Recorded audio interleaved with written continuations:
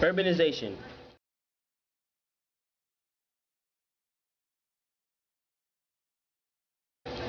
Urbanization was a direct result of the Industrial Revolution in the United States. Burgeoning factories were centralized in cities, which offered a central location for resources and workers to fuel their production. Immigrants and displaced rural workers flooded cities in hopes of finding employment. Throughout the Gilded Age, there were several positive as well as negative effects that can be attributed to urbanization. Now let's talk about the negative effects. Working conditions. Women and children from poor families had to work. There was an increase in the employment of women, but women couldn't hold management positions. Some parents forced their children to work, preventing them from going to school. Unions were hostile to women because they didn't like how women always undercutted the men in wage levels. By 1890, 18% of the workforce is child labor between the ages 10 and 15.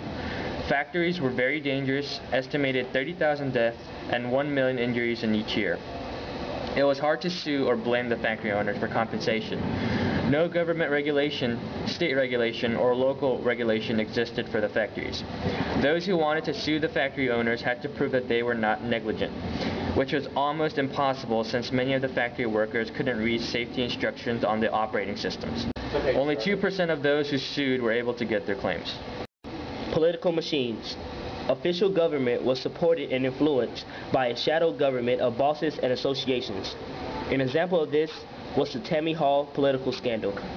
Tammany Hall was headquarters for the Democratic Party in New York City. It was headed by William Marcy Tweed.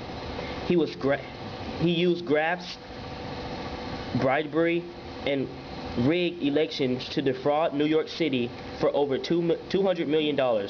New York City residents who complained of the corruption was threatened and had their property tax raised. Health. The working class faced many health hazards as they moved to urban areas. There were parasitic infections in the household, and people who couldn't afford medical treatment used self-treatment to combat diseases. There were eggs of parasitic worms inside the soils, indicating that the households were a host to intestinal roundworms, whipworms, and etc. The poor sanitation increased the mortality rate. Workers over 65 tended to die of respiratory diseases due to the exposure of chemicals, dust, and fumes in industrial complexes. Now let's talk about housing. Influx of many poor immigrants resulted in slums in cities. They lived in tenements, living in one-room apartments with only one family. Tenements were filthy, poorly ventilated, housed diseases and rats. Now, after all of the negative effects, let's talk about some positive effects. First, we have new technologies. The first transcontinental railroad opened in 1869. American steel production surpasses combined total of Great Britain, Germany, and France. Railroad mileage triples, creating commercial farming, inspired a boom in coal mining and steel production. Frederick Winslow Taylor used machines instead of human labor for certain tasks within the factories for steel production. Less need for skilled labor. George Westinghouse creates air brakes for trains, making it faster and safer. Theodore Bell established the American Telephone and Telegraph Company.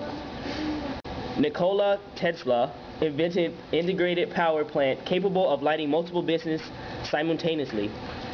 Thomas Edison co-founded General Electric Corporation. Kerosene replaced whale oil for candles. John D. Rockefeller founded the Standard Oil Company. Cultural benefits. Most popular form of entertainment was the theaters. Vaudeville was one particular theater that was most important. Traveling entertainments were also popular during this time, like the circus, especially the Barnum and Bailey Circus. There was a craze for bicycling in the Gilded Age. Bicycles gave women a taste of freedom. Churches and urban challenges. Challenges the churches faced. Many traditional doctrines and pastoral approaches seemed irrelevant. Churches didn't raise voices to express their moral beliefs. As time went by, people became more secular, more greedy for wealth. A new gospel of wealth proclaimed that God caused the righteous to prosper. People became more liberal. They adapted religion to modern culture and called for modest moral reforms. They rejected biblical literalism and questioned idea of original sin.